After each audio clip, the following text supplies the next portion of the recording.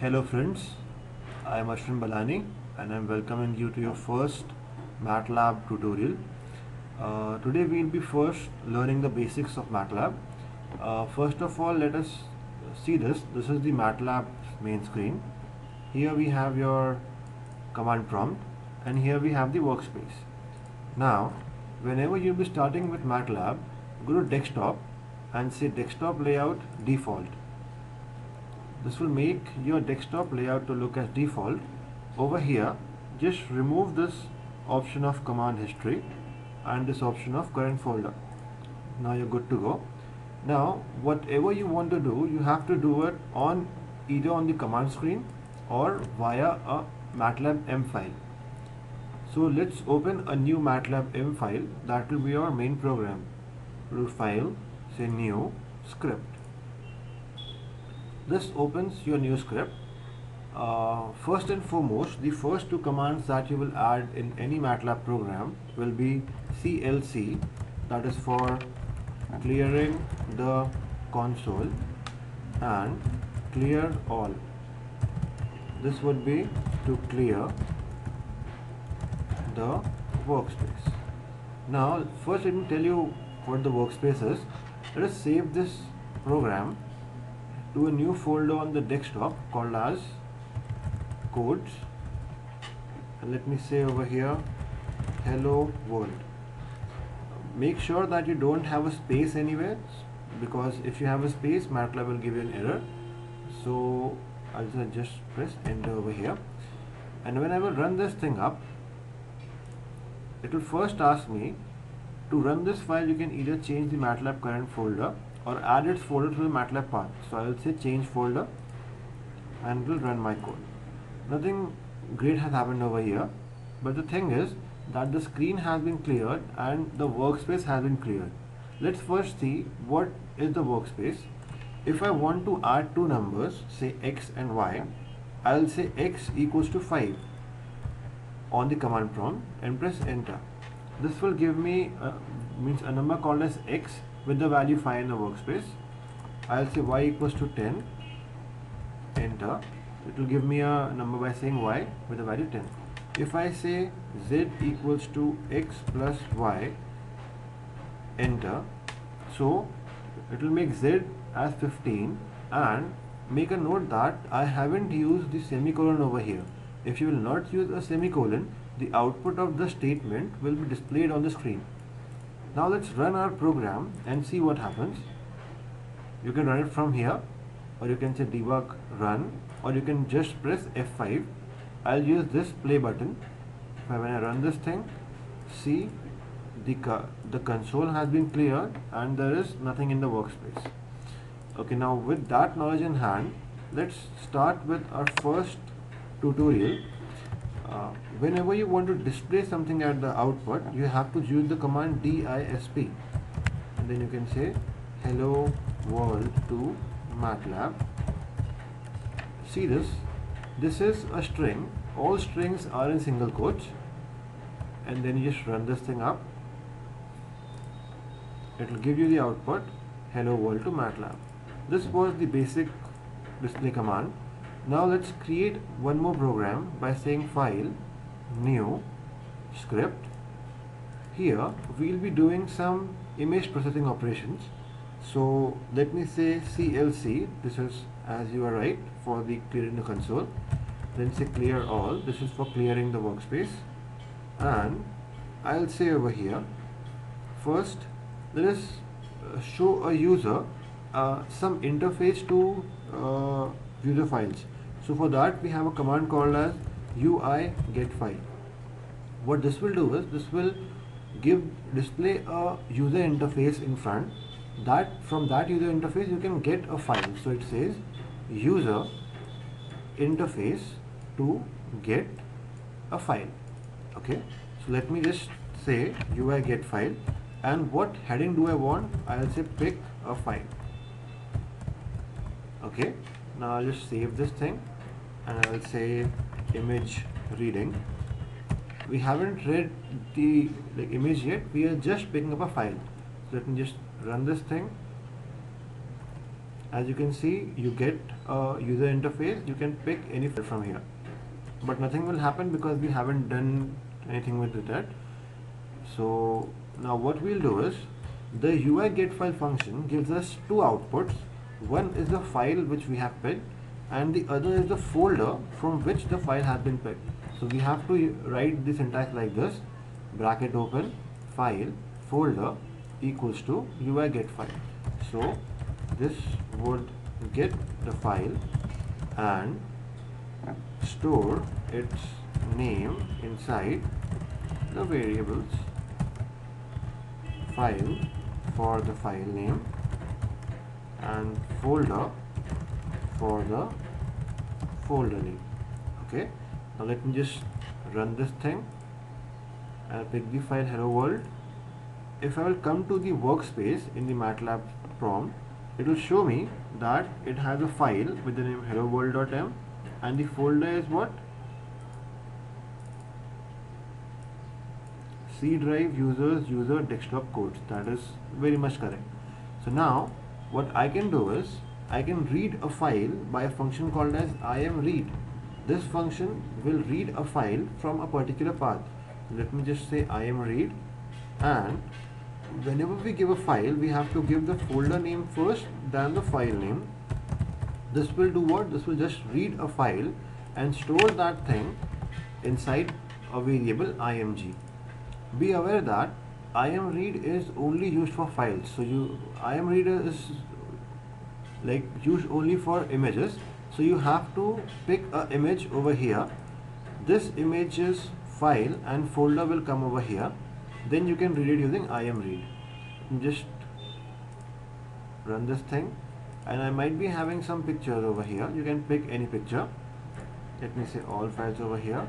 Let me just pick a picture of penguins. So see this thing, I get an image img which has a dimension 768 by 1024 by 3. Now 768 by 1024 is the width and the height of the image.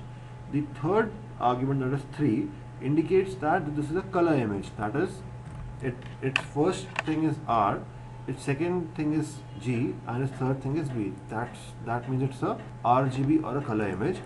So what we'll do is, after reading this image, let's just show this thing to the user by saying imshow img. Let's run this thing up. Let's pick up a file again from the sample pictures, and as you can see, it pops up an output window, and that output window will contain your image. Now once that is done, let's move ahead. Now what I can do is, I can have two images. Let's say img1 and img2. So let me just copy this complete code once again. So let me say img2 over here. So now this will prompt me for the first file and then for the second file. Now what I want is, I want img3 to be img1 plus img2, and then I'll say imshow img3.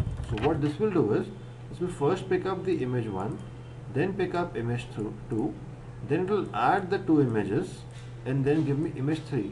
Now we'll first see the output, and then we'll first understand that what the output is. So let me just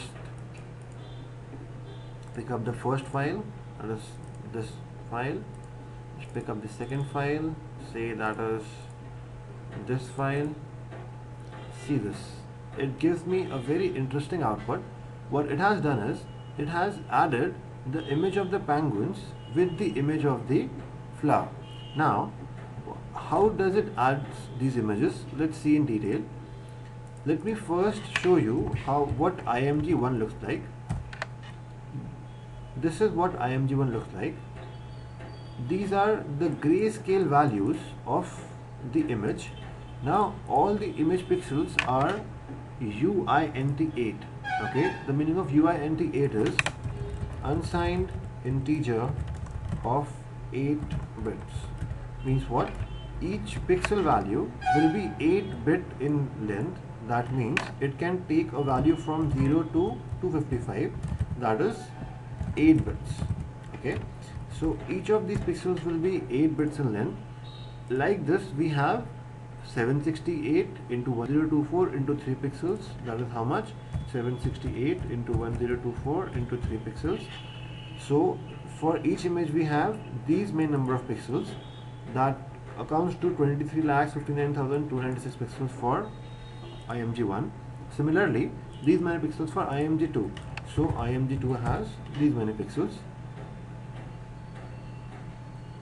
So if I say IMG1 plus IMG2, what it will do is it will go to the image pixel by pixel and add all the pixels and give it to you in IMG3. So let us see what IMG3 looks like. This is what this looks like. So what it has done is it has added the gray levels of IMG1 with IMG2 to give you IMG3. That is good for this thing. Now what we'll do is we'll first create another file. We'll again say CLC clear all. Let me just copy down this thing from the last code, and I'll say image manipulation. Here we will be performing some image processing things. First of all, we have read the image. This image is in color scale domain. So if I am show this image, it is in a color scale domain. So let me just pick up the image again. It is a colored image, but in normal cases we want to have a grayscale image, that is an image which is not containing RGB but an image which is containing only the grayscale values. So what you can do with that is you can say try img underscore gray, that is a new variable name, equals to RGB to gray img. This will convert this image into a grayscale image. Let me just say figure. This will create a new figure window, and I'll say I am show img underscore gray. So what will happen is it will first show you an image, then it will create a figure, then it will again show you an image. Okay, let's run this thing and let me pick up an image from here. See this. You can compare the two images directly. The first image is a colored image. We converted that to grayscale to get a grayscale image. Okay. Now what you can do is, if you want to invert the image, you know that the max value of image is 255. So what you can do is img inverted equals to 255 minus img gray. What this will do is it will completely invert the image. Let me just say figure, and let me say I am show img underscore invert. Let me just run this thing again and pick up one image. See this. What happened is it took this image and it converted this image into the inverse domain by subtracting by 255. So all the dark portions are now white, all the white portions are now dark. So far so good. Okay. Now what we'll do is we'll now find out the edges of the image. Now to find the edges of the image, you have a function called as edge that indicates edge. So if you want some help on a function, go to the Matlab prompt and say help edge. It will show you the help of this function. It says that find edges in an intensity image. It has multiple operators like Sobel with a threshold. It has privet. It has Roberts. It has Laplacian of Gaussian and whatnot. Okay, so what we'll do is we'll say img edge, that is a different variable name, equals to edge. Now out of which image do I want the edges? I want the edges out of the grayscale image, so I'll say img underscore gray, and I want the method to be Sobel. Sobel is an operator which you can apply on the image to get the edges of the image. Then I can say I am show img underscore edge. Let's see if we can get 4 outputs. That is the colored image, the black and white image, that is the grayscale image, the inverted image, and the edged image. Just click on penguins over here. Can we get this thing? We have 4 outputs now. That is, first of all we have the colored image, fine. Then we have the grayscale image, also fine. We have the inverted image, also fine. And then we have the edge image. Now, as you might be wondering that we are getting 4 different windows, so why not keep all the outputs in a single window? So for that you have a command called as subplot. What subplot does, it divides the window into m by n parts. So let me divide the window into 2 by 2 parts, that is 4 number of parts, and out of these parts, which part do I want to choose? Let me choose the first part. So if this is my window and it has divided that into 4 parts, let's say from here to here, so this is the first part. I am choosing the first part over here. So this was for the first part. Let me not create a figure. Let me say subplot 2, 2, 2. That will choose the second part of this window. And let me say subplot 2, 2, 3. That is the third part. And this is the fourth part. Run this thing. Go to the libraries, the pictures, sample pictures. Let me just pick any image from here. As you can see, it is giving us the first window, second window, third window, and the fourth window. This is subplot 2, 2, means it is 2 rows and 2 columns. We have set subplot 2, 2, 1, that is for this window. Subplot 2, 2, 2, that is for the next window. Subplot 2, 2, 3, this window. Subplot 2, 2, 4 for this window. Hope we are clear with this. Okay, let's move ahead. Now, as you can see, there is no heading in any of the images. That is, we cannot understand what one image is looking like this. See this. This is the first image, the second, the third, and the fourth. We are not able to get what this image is, what this image is, what this image is, and what this image is. What you can do is, you can show a title over here at the top. This will actually tell you what is the purpose of showing the image. So what I can do is, after doing IMShow, I can say title original image. This will give me the original image. Then I can say grayscale image.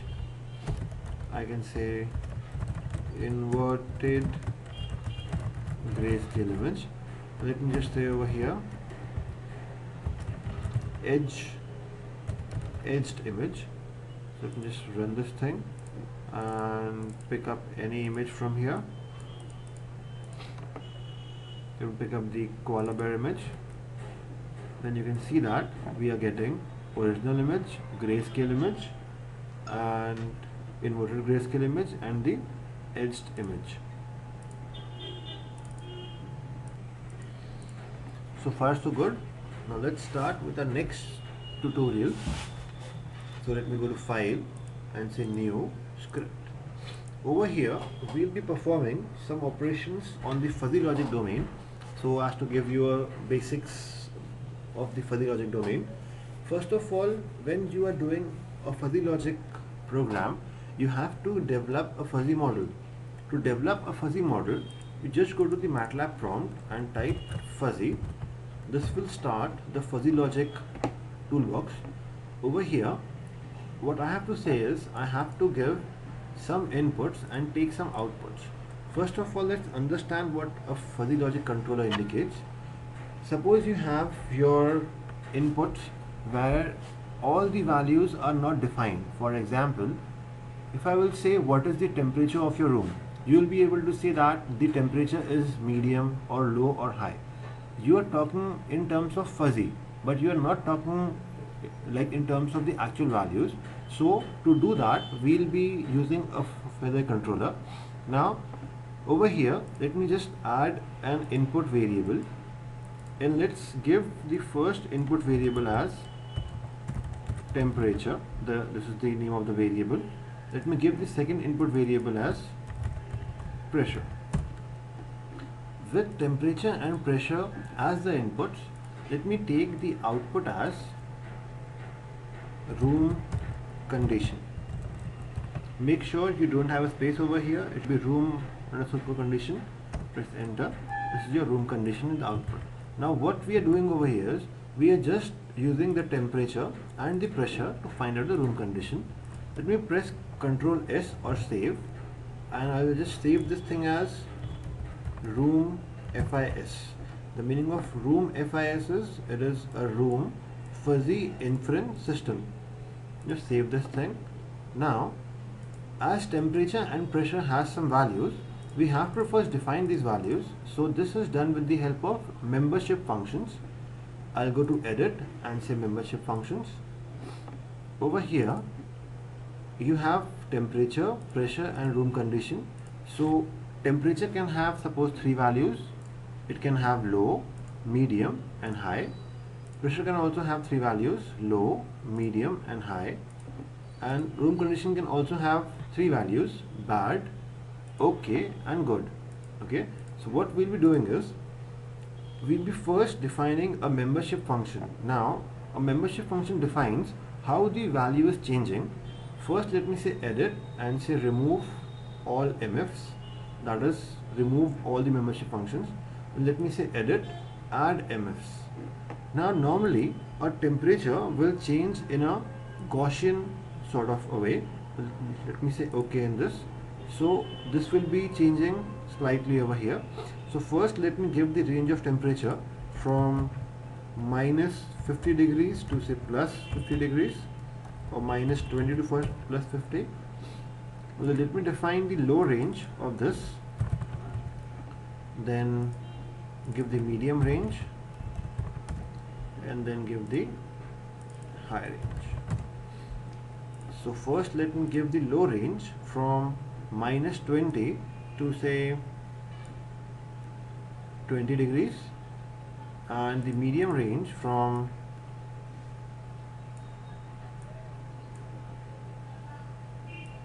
it's fine, we can modify this value if you want, it's not a problem. And let me give the high range to be above 40 degrees. Okay, so this was for the temperature. Save this thing with the room FIS, that's fine.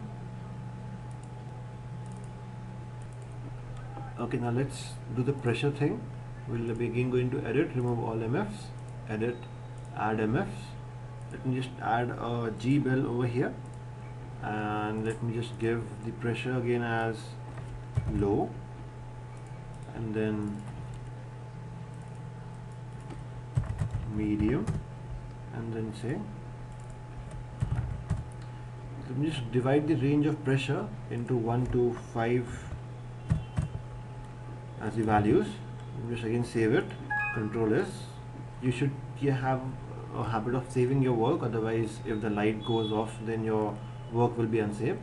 We'll go to room condition and let's give the room condition values as bad, okay and good. Now we have 3 room conditions, bad, okay and good. If you want you can change the values of this or the membership functions of this. Let me just save this thing again because I have made some changes. Now what I have to do is I have to tell the controller that what if the value of temperature is low and the value of pressure is low. If these are low, what should be the room conditions? If the value of temperature is medium and the value of pressure is medium or high or low, what is the value of room condition? If the temperature is high and the pressure is low, medium or high, what is the value of room conditions? So this is called as fuzzy logic rules. You have to define these rules by going to edit and going to rules. Now over here you can say if temperature is low and pressure is low, the room conditions are bad. Just say add. If temperature is low and pressure is medium, the room conditions are okay. Add the rule. If the temperature is low and pressure is high, room conditions are bad. Say add rule. So we have three rules over here. Let me now change the temperature to medium and pressure to low. So I can say that if temperature is medium and pressure is low, room conditions are okay. If temperature is medium and pressure is medium, room conditions are good. If temperature is medium, pressure is high, room conditions are bad. Now let me just make temperature high, pressure is low, room conditions are bad. Temperature high, pressure medium, room conditions are bad. Temperature high, pressure high, room conditions are bad. So now I have 9 conditions over here. Let me just save this thing again so as I don't do any changes. Now what you can do is, you can see how are these rules changing with the help of a graph. Just go to view and the surface. It will generate a surface plot that will show you, depending upon the value of pressure and temperature, how are the room conditions changing. Okay, let me just close this thing. You can like attach this graph in your theoretical calculations. As you can see over here, if the value of pressure and temperature is how much, the value of room condition is how much. So that is one thing. Let me just close this thing now. This completes our controller. Just save it to roomfizz. Okay. Now what I have to do is, in the main program, I will just say CLC clear all, save it to fuzzy test. Now over here, what I have to do is, I have to first of all give some inputs. Okay, so what I'll do is, I'll take some inputs from the user. My input is temperature, so I'll say temperature equals to input. Please enter temperature. So we have given the temperature value from -20 to 50, so that the user doesn't go beyond this. And let me just give pressure equals to input. Please enter pressure. We have given the value pressure from 0 to 5. From 0 to 5. Now we have these two inputs. Now first of all, we have to read our fuzzy logic controller. So over here we can say that FIS equals to readFIS. This FIS is a variable name and readFIS is a function. To readFIS, we have to pass which controller do we want to read. Our controller's name was, let's just go to file and say open. So it will give me my controller name. It was roomfizz. Just copy this name from here and go to say roomfizz.fis. And then what I have to do is, I have to use a function called as evalfizz. Okay, evalfizz will do what?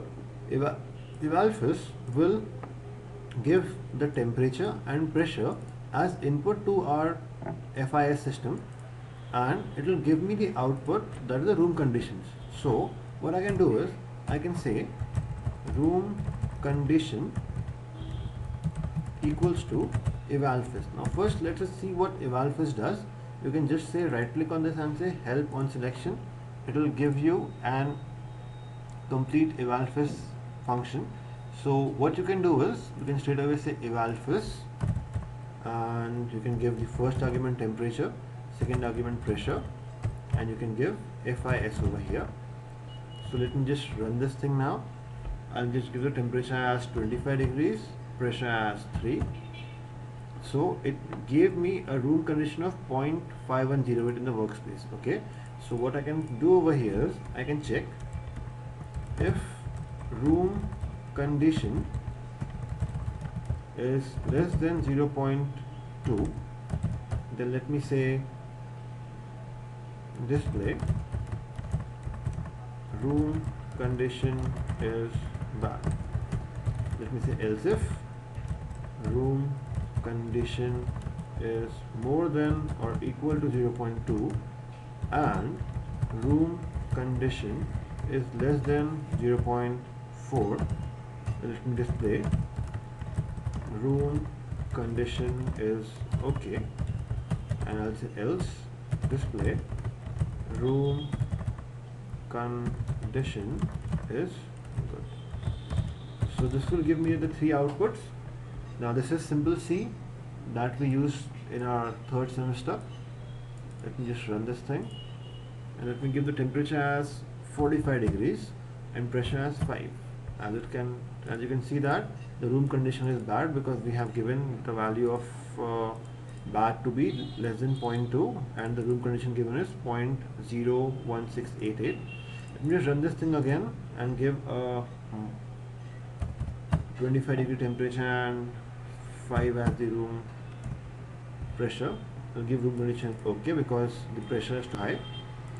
Let me just give it again 25 and 2. Room condition good. I hope we are clear with this up till now. It is giving us the outputs depending upon the value of the inputs.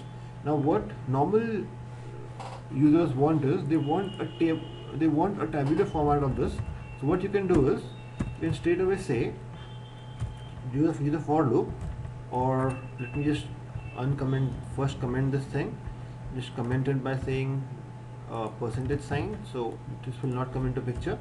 I will say for temperature equals to -20 to 50. That indicates the temperature will start from -20 and it will go to 50 in a step of 1 degrees.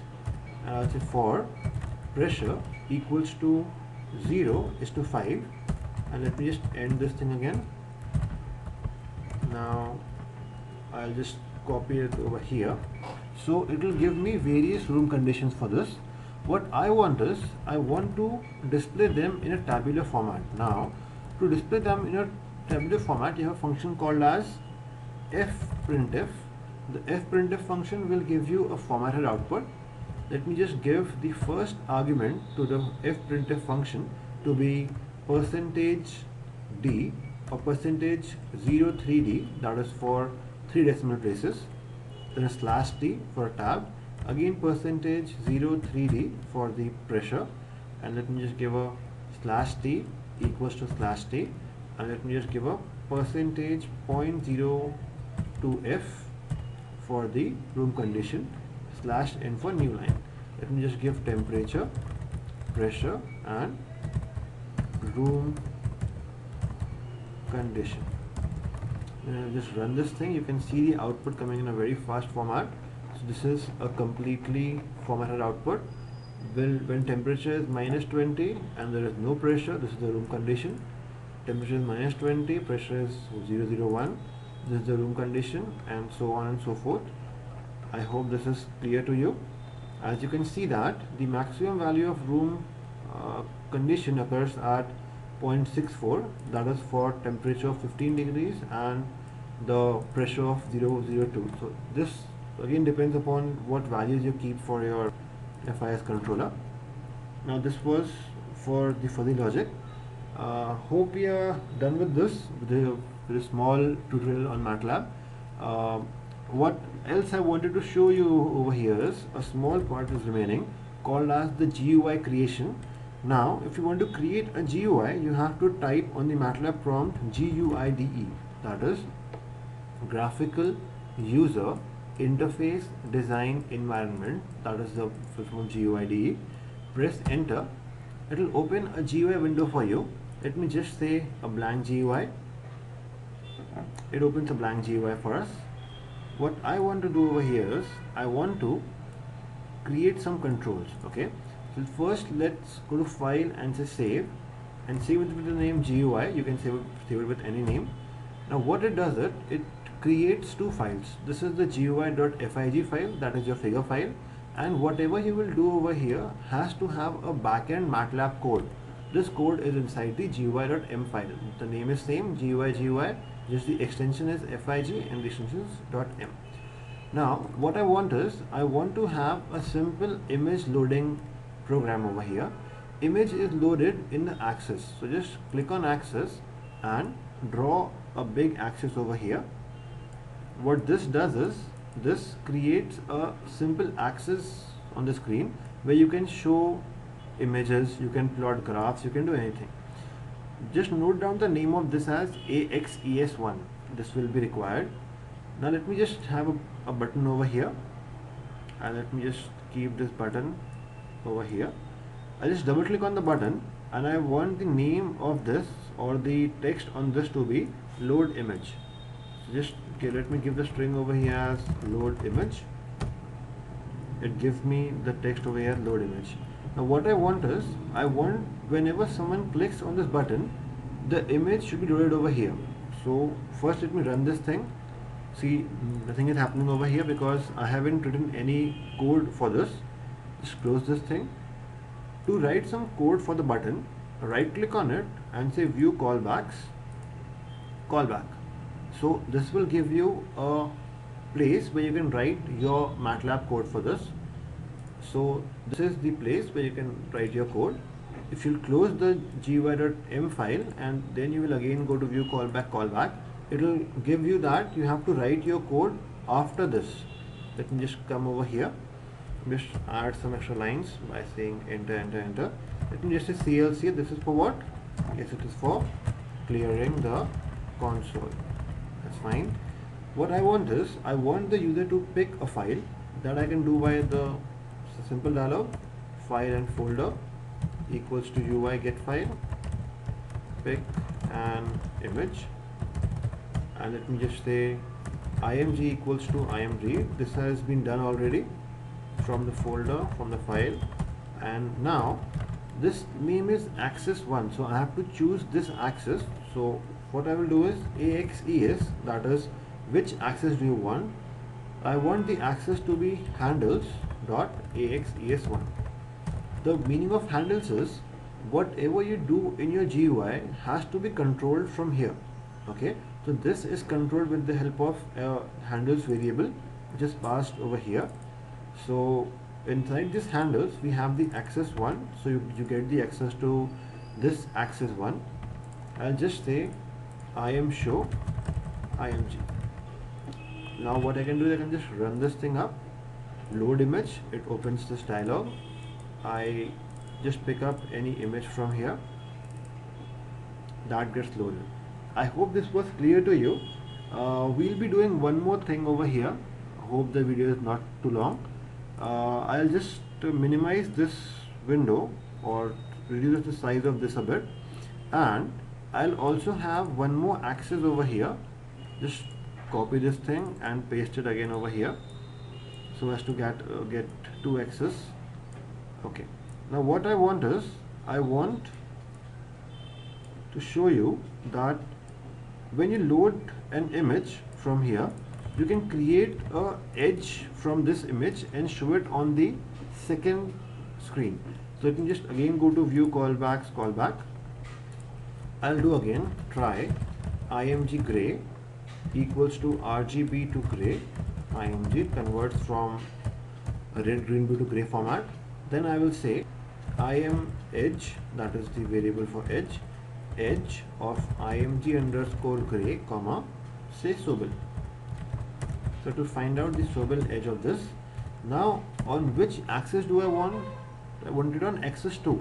So like as I say axis handles.axis 1, I'll say handles.axis 2, and I will say im show im underscore edge. What this will do is, this will load an image, find out its edges and show it to you on the second screen. I hope we are good over here, but as you can see, you can give output on the GUI, but we haven't taken any input. So let me just say help edge and we search for an input. See this, the edge takes a threshold value. Now this threshold value has to be between 0 and 1. So what I can do is, I can just go to this and create a text box. It is a static text box where I'll be saying enter threshold, and I'll be having a dynamic text box wherein the threshold will be entered by the user. So what I'll do is, I'll just change the text on this to be say 0.5. Okay, now the name of this is edit1. So just remember the name. So this is the edit1 because we have to take input from this edit1 and you have to apply that threshold on the Sobel image. Let me just right click, view callbacks, callback. We have this as a callback. Now over here I want some threshold. Okay, now I have to first take this threshold from that text box. Okay, from this text box I have to take the threshold. So what I'll do is, I will say threshold equals to, now when I say get will give me some controls from the screen. I want edit one, so I can say get handles dot edit one. This is for the first edit text box, and I want the string from this. Okay, so I'll get the string from this, but threshold is not a string. Threshold has to be a numerical value, so you have to say str to num. It will convert the string into a numeric format, and then you can just pass the threshold over here. Okay, now depending upon the value of the threshold that you put over here, the edge will be found out.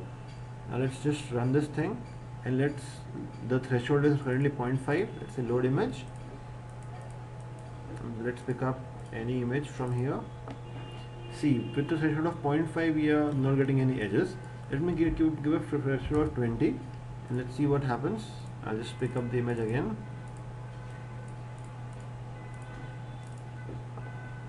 Okay, let me give the threshold of 128.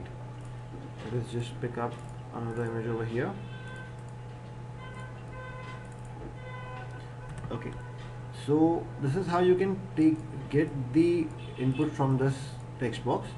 What I'll do is I'll just first check out what this edge does, help edge, and what you can do is you can just give a threshold, specify the sensitivity threshold for super threshold.